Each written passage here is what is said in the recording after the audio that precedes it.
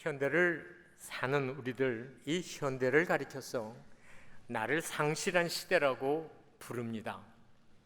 그러니까 나를 잃어버리고 사는 시대라는 거죠. 그러니까 많은 사람들이 내가 누구냐, 나는 뭐 하는 사람이냐에 대해서는 관심이 많지만 내가 누구냐에 대해서는 무관심하게 살아간다는 얘기입니다. 일본의 소설가 무라카미 하루키가 쓴 상실의 시대라는 책을 읽어보셨는지요? 이 책이 그와 같은 시대를 잘 묘사하고 있습니다. 그럼 도대체 사람들은 왜 내가 누구인지에 대해서 별 관심 없이 살아가는 것일까? 제가 생각할 때 내 자신에 대해서 만족하지 않기 때문이 아닌가? 내가 하고 있는 일, 내가 내 자신의 모습을 볼 때 난 나에게 대해서 만족하지 않아. 그러니까 나를 카밍아웃 하는 것에 대해서 나는 별 유쾌하지 않아. 그렇기 때문에 자기 자신을 숨기거나 또는 다른 사람을 모방하려는 그런 경향이 있지 않나 생각이 드는 겁니다. 예수 그리스도를 믿는 우리에게도 예외는 아니라고 생각이 되는데, 교회 정기적으로 출석하세요. 예수 그리스도를 주님으로 고백하세요. 그러나 내가 예수를 믿는 사람이라고 하는 그런 말을 해야 하는 자리에서 우리는 애써 외면하거나 주저하거나 어려워하는 겁니다. 선생님, 혹시 교회 다니세요? 이렇게 물으면 부담스러운 거예요.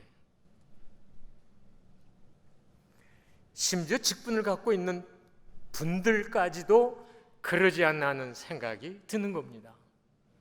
왜 내가 목사면 목사이라고 당당하게 얘기를 못할까? 내가 장로면, 내가 권사면, 내가 집사면, 나는 베델교회 누구누구, 나는 교회에서 이렇게 헌신하며 나는 교회에서 이렇게 봉사하고 있습니다라고 얘기하는 이 공개가 왜 그렇게 어려울까? 우리는 사람들이 선생님 혹시 어떤 일을 하셨습니까? 물을 때 저요, 제가 했던 일, 내가 직책, 내가 남긴 업적, 이런 거에 대해서는 우리는 서스름 없이 때로는 자랑스럽게 얘기를 합니다. 그러나 그리스도인으로서의 정체성을 물을 때는 왜 우리는 주저하고 왜 우리는 때로 당황해야 하는가? 여러분, 우리 이거 하나 분명히 명심하셔야 됩니다. 우리가 장차 주님을 꼭 만날 텐데, 주님을 만났을 때 주님께서 나를 보면서 그냥 웃으시며 계실까? 아니면 뭔가를 물어보실까? 저는 이런 물음을 물으시지 않을까 하는 생각이 드는데요. 사랑하는 딸아, 사랑하는 아들아, 너는 세상에 살면서 나를 얼마나 안다고 얘기하며 살았느냐? 또는 내가 이 세상에 살면서 혹시 나를 안다는 그게 부끄러워서 숨기고 살지는 않았느냐? 제가 이런 질문을 주님께서 하실 거라고 추론하는 것은 그분이 말씀하신 마태복음 10장 32절과 33절의 말씀에 근거한 겁니다. 주님 이렇게 말씀하셨어요. 누구든지 사람 앞에서 나를 시인하면 나도 하늘에 계신 내 아버지 앞에서 그를 시인할 것이요, 누구든지 사람 앞에서 나를 부인하면 나도 하늘에 계신 내 아버지 앞에서 그를 부인하리라. 분명한 나사렛 예수 그리스도의 말씀입니다. 그러면 주님의 관심은 어디에 있으시냐? 세상에서 내가 얼마나 인기가 있었느냐? 내가 사람들에게 얼마나 내 이름 석자가 오르내렸느냐? 내가 어떤 업적을 남겼느냐? 어떻게 자랑스러운 그런 삶이었느냐에 관심 없는 거예요. 주님의 관심은 내가 나와 얼마나 친밀한 관계 속에서 살았느냐는 겁니다. 오늘 갈라디아 2장 20절에서 바울은 갈라디아 교인들에게 이렇게 천둥같이 외쳤습니다. 갈라디아 교인들이여, 내가 예수와 어떤 관계에 있는지 아십시오. 나는 이런 사람입니다. 내 삶에 예수 그리스도의 흔적을 갖고 있는 사람입니다. 정체성의 혼란이 가중이 되는 오늘날 이 시대 속에서 여러분이 정말 그리스도의 제자로서, 여러분이 그리스도의 증인으로서 어디에서나 당당하게 나는 예수 믿는 사람이라고 말할 수 있기 위해서 오늘 바울이 갈라디아 교인들에게 고백했던 이 고백의 말씀을 다시 한번 음미하면서 하나님이 우리를 만져주시기를 간절히 소원합니다. 오늘 바울은 내가 누구냐 하는 질문에 대한 그의 첫 번째 대답으로 나는 그리스도와 함께 십자가에 죽은 사람입니다. 죽었다는 거죠. 십자가에서 예수 그리스도와 함께 죽었다는 겁니다. 바울이 왜 죽어야 되는가? 왜 하필이면 십자가에서 그분과 함께 죽을 수밖에 없었는가? 이거에 대한 답으로 우리는 바울의 예수 그리스도를 만나는 그 과정에서의 이야기를 잠깐 나눌 필요가 있을 것 같습니다. 바울은 우리가 잘 아는 대로 대단한 율법학자였습니다. 적어도 그가 알고 있는 율법에 근거하면 나사렛 예수 그리스도 인정할 수 없어요. 그가 메시아, 그가 그리스도, no! 인정할 수 없는 거예요. 그래서 사도행전 26장에서 아그리빠 왕 앞에 그가 이렇게 변명합니다. 나사렛 예수 그리스도의 이름을 나는 대적의 사람입니다. 나는 강제로 그분의 이름을 모독한 사람입니다. 그러나 그가 우리가 잘 아는 대로 다메섹 도상에서 그렇게 싫어하고 그렇게 저주 섞인 모욕적인 말을 한 그가 그리스도를 만나는 결정적인 순간을 맞습니다. 이 사실을 누가는 사도행전 9장 3절에서 5절까지 이렇게 기록하고 있습니다.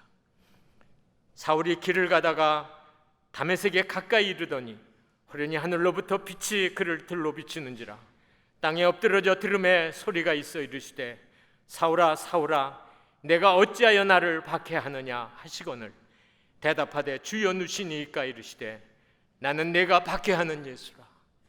나는 내가 박해하는 예수라. 이 천둥 같은 그리스도의 음성이 결국은 사도 바울을 땅에 무릎을 꿇게 만들었습니다.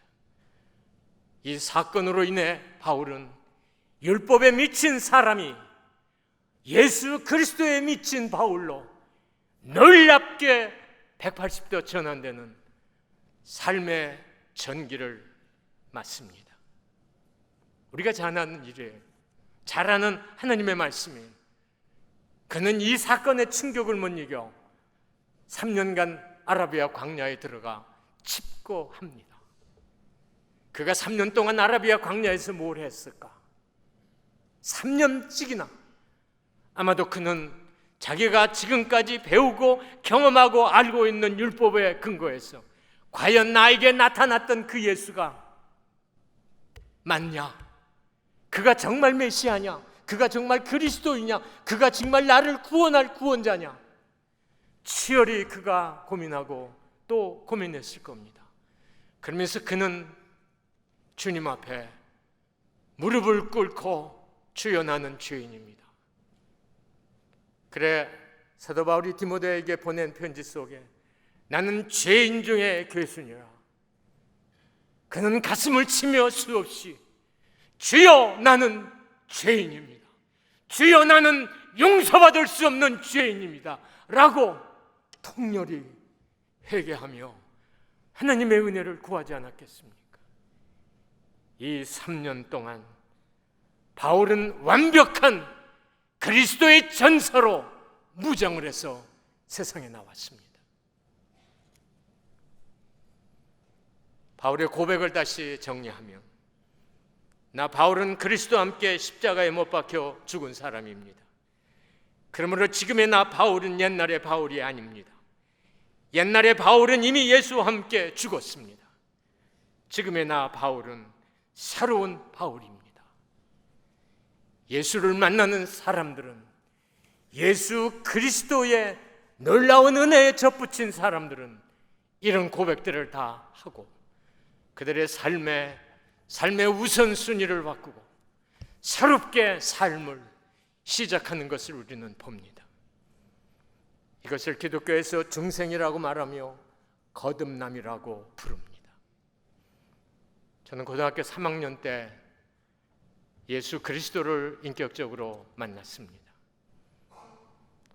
고등학교 3학년 교회 여름 수련회 이제 떠나기 앞서 담임 목사님이 우리들을 다 교회에 불러 모으시고 기도해 주는 시간에 담임 목사님이 오늘 읽은 이 갈라디아 2장 20절 말씀을 우리에게 주시면서 이 말씀을 묵상하거라 2박 3일 동안, 그리고 이 말씀을 가급적이면 외워서 왔으면 좋겠다.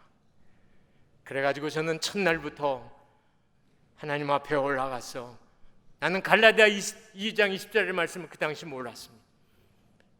읽고 또 읽고 또 읽으면서 하나님 앞에 치열하게 매달렸습니다. 여러분, 제가 이 단에 올라오는 모습 보셨어요? 나는 4살 때 결핵성 관절염으로 장애를 갖고 있는 사람입니다. 저는 그때 일어나지 못했어요. 초등학교 들어갈 때까지. 저는 이 손메디가 굵은데 이것은 짐승같이 네 발로 거의 3년여 기어다녔습니다.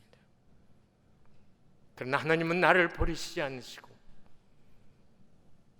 고등학교 3학년 때 다락원이라고 하는 그곳에서 주님과 치열히 싸울 수 있게 하시고, 싸웠다는 표현은 좀 어폐가 있을지 모르나 부르짖고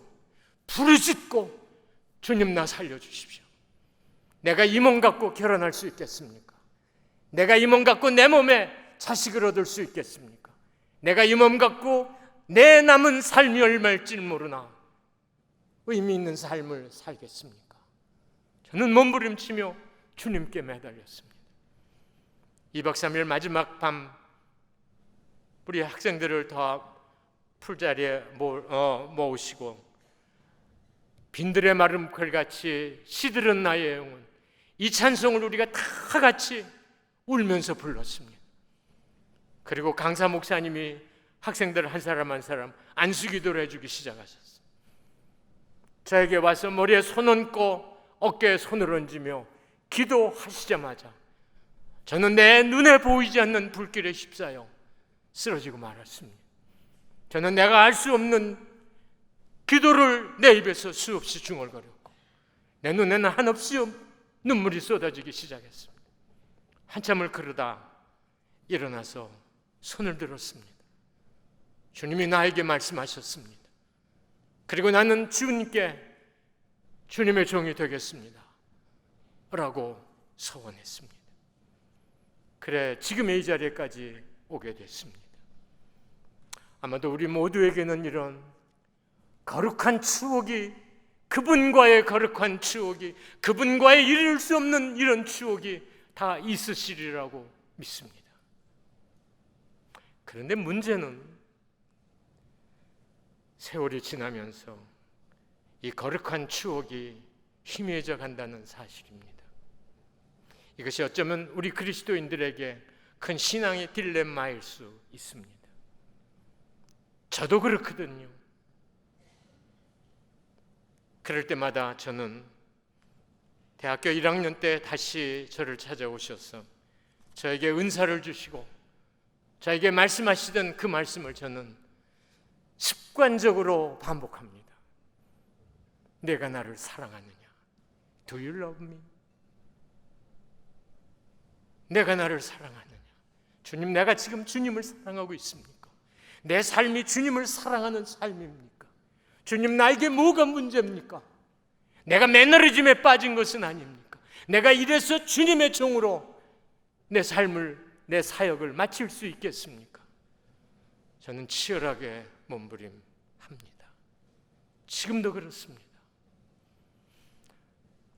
혹여 여러분 가운데 여러분의 신앙심이 예전 같지 않고 마치 라우디아 교회 교인들과 같이 차든지 덥든지 둘 중에 하나도 아니고 뜨찜이지가 나서 좋으면 좋고 나쁘면 나쁘고 그저 흘러가는 대로 내 신앙의 삶을 지금 살아가고 있다고 하시는 그런 분들이 계시면 우리는 성령께서 예배소 교회에 하신 말씀을 한번 다시 들을 필요가 있습니다. 계시록 2장 4절에서 5절까지 이런 말씀을 하십니다. 너를 책망할 것이 있나니 너의 처음 사랑을 버렸느니라. 그러므로 어디서 떨어졌는지를 생각하고 회개하여 처음 행위를 가지라. 여러분 이 말씀 들을 때 목사님 나 예수 부인하지 않습니다. 단지 내가 열정이 식었을 뿐이고 단지 내가 예전 같지 않고 내가 기도를 해도 눈물이 안 나고 내가 무릎 꿇는 데 있어서 게으르고 그럴 뿐이지 나는 그렇게 크게 회개할 바가 없다고 생각합니다라고 말씀을 하기를 원하시면 내가 정말 주님과 첫사랑 거룩한 추억을 얼마나 유지하고 있는지를 알아볼 필요가 있습니다. 여러분 성경 읽는 일에 어떠십니까? 여러분 기도하는 일에 어떠십니까? 여러분 2019년 올해 들어와서 성경 어디까지 읽으셨습니까? 몇 도 가셨습니까?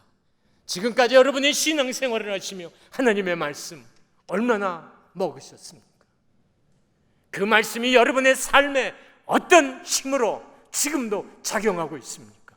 여러분은 얼마나 무릎 꿇고 하나님 앞에 눈물을 쏟으며 기도하십니까?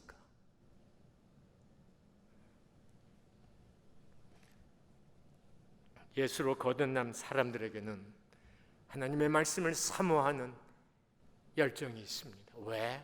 이 말씀을 통해서 우리는 영생을 얻을 수 있기 때문에 그렇습니다. 영생의 말씀이 여기 있으니 내가 네게로 가오리까. 기도는 우리가 왜 해야 됩니까? 기도 외에는 이런 유가 나간 일이 없느니라. 주님의 말씀입니다.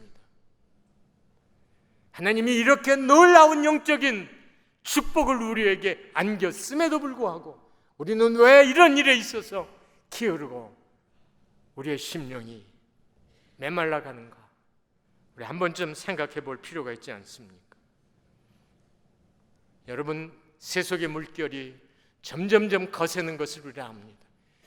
대중문화의 도전이 얼마나 큰 것인 줄 압니다. 여러분 이것을 우리가 뭘로 이길 수 있습니까? 그러기에 사도 바울은 고린도 교인들에게 이렇게 고백했습니다. 나는 날마다 죽노라. 매일같이 죽어야 합니다. 매일같이 죽어야 된다는 거죠. 내가 날마다 매일같이 죽기 위해서는 하나님의 말씀을 묵상하고 하나님 앞에 쉬지 않고 기도하면서 하나님의 은혜를 구하지 않는 한 우리는 이 세상의 삶의 승리자가 되기 어렵습니다. 여러분 주일 아침 이렇게 한 번 예배드리고 와서 여러분의 일주일 동안의 여러분의 삶을 세상의 모든 유혹과 도전 속에서 이길 수 있다고 생각하십니까? 나는 그렇지 않다고 생각합니다. 우리가 이렇게 모여서 하나님 앞에 예배하는 것은 마중물에 불과해요. 여기에서 받은 은혜를 계속해서 우리가 곱씹으면서 우리가 대중문화와 세속 속에 우리의 삶을 이겨나가는 것입니다. 사랑하는 여러분, 우리가 믿으려면 좀 확실하게 믿읍시다. 정말 진지하게 믿읍시다. 나는 예수를 위해 죽었다. 나는 거듭난 사람이다. 그러면 거기에 걸맞는 삶이 우리에게 있어야 되는 거 아닙니까? 두 번째, 사도 바울이 나는 누구인가라는 물음에 대한 대답으로 이제 내가 사는 것이 아니라 내 안에 그리스도께서 사신다고 고백하고 있습니다. 이 말은 뭡니까? 이제 나의 주인은 내가 아니라는 거죠. 나의 주인은 그분이라는 거죠. 예수 그리스도라는 거죠. 나라는 존재가 존재하는 이유는 그분 때문이지 나 때문이 아니라는 겁니다. 이제는 내가 옛날에는 주인이고 예수 알기 전에는 내가 주인이었지. 알기 전에는 내가 주인이었지만 지금은 내가 주인이 아니고 그분이 주인이라는 것이죠. 옛날 같으면 내가 원하는 거 뭐든지 했습니다. 내가 가고 싶은 데 가고, 내가 하고 싶은 일을 하고, 내가 먹고 싶은 거 먹고, 내가 말하고 싶은 거 마음대로 얘기했습니다. 그러나 지금은 아니라는 거죠. 그분의 지시에 따라서 움직이는 존재, 그분이 나를 컨트롤하고 있다는 것이 바울의 지금 이 고백입니다. 왜 그렇습니까? 바울은 이미 죽었기 때문이에요. 그렇기 때문에 바울은 예수 그리스도를 다메섹에서 만난 이후 그의 입에서는 바울, 바울, 바울, 전까지는 그게 그랬어요. 바울, 바울, 바울 했지만은 예수 그리스도를 만난 이후 그는 예수, 예수, 예수, 예수 때문에 사는 존재로 완전히 변했습니다. 여러분, 예수 그리스도를 믿으면 제일 먼저 우리의 삶 속에 나타나는 변화가 뭔지 아세요? 우리의 언어입니다. 옛날에는 나라는 얘기를 내가 많이 했습니다.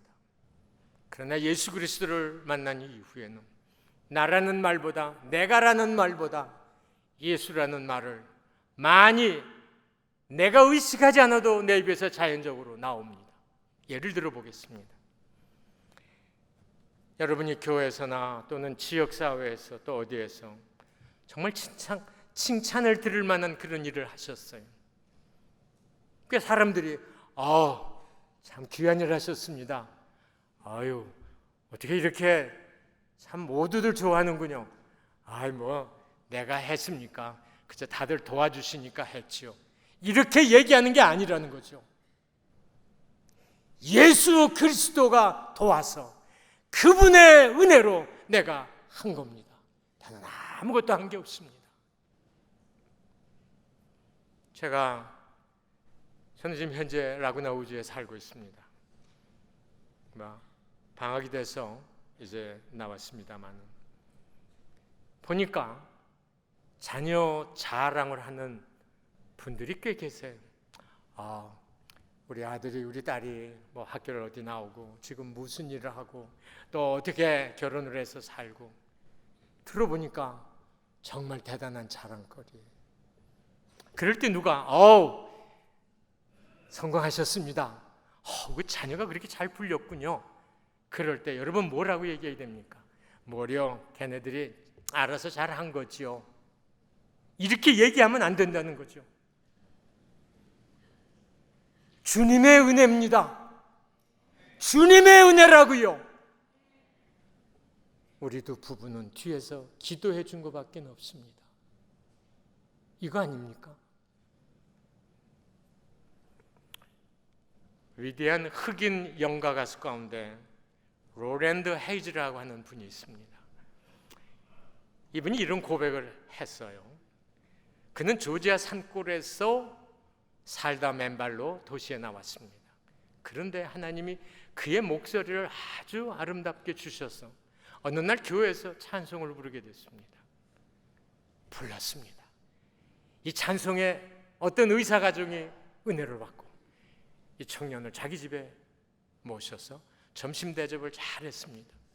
그리고 이 청년이 노래를 잘 부르니까 그 집에서 유성기를 틀어서 들려주었습니다. 그때 들었던 노래가 앤니소 까루소의 노래였다고 그래요. 그는 이렇게 고백합니다. 그날 그 순간부터 내 가슴에는 요란한 종이 울리기 시작했습니다. 이미 나는 살지 않고 내 속에 까루소가 살고 있었습니다. 저 지평선에서 나를 부르는 소리가 들렸습니다. 나는 새로운 그 음성에 따라 살 수밖에 없었습니다. 이제 내가 사는 것이 내 안에 그리스도께서 사는 것이라고 고백하는 바울의 고백과 인맥살통하지 않습니까? 바울이 이렇게 얘기하는 것 같지 않습니까? 다메섹에서 예수를 만난 그 순간부터 내 가슴에는 요란한 종이 울리기 시작했습니다. 이미 나는 살지 않았습니다. 내 속에 예수 그리스도가 살고 계셨습니다. 여러분, 요사이 무슨 종소리가 여러분 삶에 많이 들리십니까? 혹시 돈의 종소리요? 주식의 종소리요? 명예의 종소리요? 자식의 종소리요? 아니면 오락의 종소리입니까? 우리는 거듭난 그리스도인들은 예수 그리스도라고 하는 종소리에 항상 귀 기울이며 사는 자들입니다. 이 종소리에 민감하기 위해서는 우리는 성경 읽는 일과 기도하는 일에 전무해야 합니다. 게을르지 말아야 합니다. 우리가 여기에 게으를 때 우리는 세상의 종소리에 기웃거릴 수 있고 그 종소리에 우리의 마음을 넘길 수 있다는 겁니다. 사랑하는 여러분, 이런 사람이 예수 그리스도를 그 어디에서나 자랑스럽게 공개하고 예수 그리스도를 부끄러워하지 않는 삶을 사는 하나님의 사람들이라고 믿습니다. 사랑하는 여러분, 우리 믿으려면 정말 철저하게 믿읍시다. 우리의 삶이 얼마가 남았는지 우리는 모릅니다. 그러나 이 남은 삶 동안만이라도 주님을 위해서 그분의 종소리에 따라서 우리가 좌하면 좌하고 그분이 우하라 하면 우하는, 그분이 서라 하면 서고 그분이 가라 하면 가는, 이런 그분에게 온전히 붙들린 하나님의 백성들 되시기를 주의 이름으로 축복합니다. 세 번째로, 내가 누구냐 하는 질문에 대한 바울의 대답입니다. 내가 살고 있는 것은 나를 사랑하시고 나를 위해 자신의 몸을 내어주신 하나님의 아들을 믿는 믿음으로 사는 겁니다. 한마디로 얘기하면 이겁니다. 나는 예수밖에 없다는 거죠. 재물, 명예, 세상의 그 모든 연락, 예수 한 분이면 족하다는 얘기입니다. 지식도 명예도 권세도 나에게는 아무것도 아니라는 겁니다. 그래 바울은 빌립보 교인들에게 이렇게 얘기합니다. 빌립보 3장 7절 8절에서 그러나 무엇이든지 내게 유익하던 것을 내가 그리스도를 위하여 다 해로 여길 뿐더러 또한 모든 것을 해로 여김은 내 주 그리스도 예수를 아는 지식이 가장 고상함을 인함이라. 내가 그를 위하여 모든 것을 잃어버리고 배설물로 여김은 그리스도를 얻고 그 안에서 발견되려 함이라. 사랑하는 여러분, 우리가 이런 고백을 하며 살아야 합니다. 여러분, 이 말씀을 들을 때 목사님, 바울에게는 하나님의 특별한 그런 은혜를 주었기 때문에 그러지 나는 아직 그렇지 않습니다. 그러면 그러도록 치열히 몸부림, 신앙의 거룩한 몸부림이 우리에게 있어야 되는 거 아니냐는 거죠.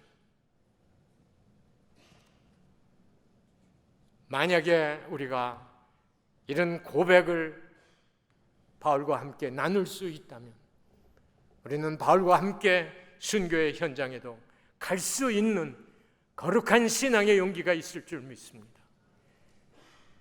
에스더가 죽음은 죽으리다. 예스, 주님의 그 뜻이라면 나는 분연히 나의 삶을 주님을 위해 올려드릴 용기가 있습니다.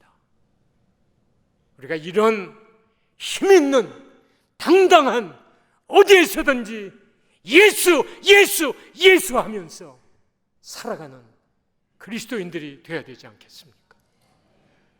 말씀을 맺겠습니다. 우리가 어디에서나 당신은 누굽니까? 물을 때 네, 저는 황성철 목사입니다. 이 대답 이전에, 물론 우리가 이 대답도 해야 되겠습니다만 이 대답 이전에 나는 예수 그리스도인입니다. 나는 예수 그리스도의 제자입니다. 나는 그분 때문에 내 삶이 완전히 180도 달라진 거듭난 사람입니다. 내 삶의 주인은 내가 아닙니다. 내가 선생님과 말하고 선생님과 함께 일하고 이 모든 것은 내 의지로 움직이는 것이 아니고 내 판단에 의한 게 아니고 내 주인님에 의해서 움직이고 행하는 겁니다. 나는 아무것도 필요 없습니다. 나는 예수 한 분이면 족합니다. 나는 그분 때문에 삶의 의미를 갖고, 나는 그분 때문에 살아야 하고, 나는 그분 때문에 내가 삶에 기쁨이 있고 감사함이 있습니다.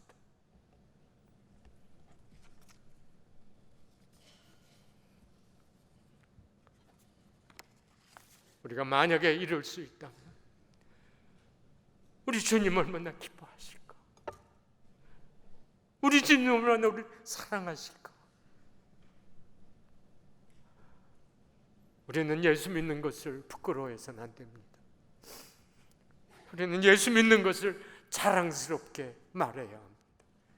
목사면 목사다, 장로면 장로다, 집사면 집사다, 권사면 권사다, 베델교회 내로 하나님 앞에 헌신하고 예배하며 하나님의 뜻을 이루려고 사는 사람이다, 이렇게 우리가 고백하며 살아야 하는 것 아닙니까?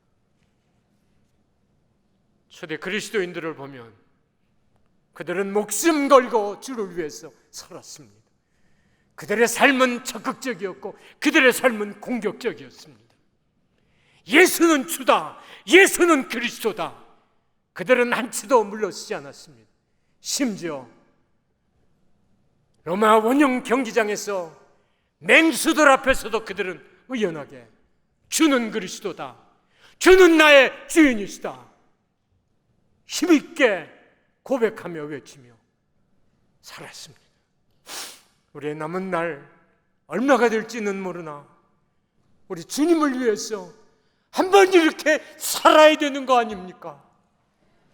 살아서 우리 주인님을 기쁘게 해드리는 우리 베델교회 성도님들 되시기를 주님의 이름으로 축복합니다.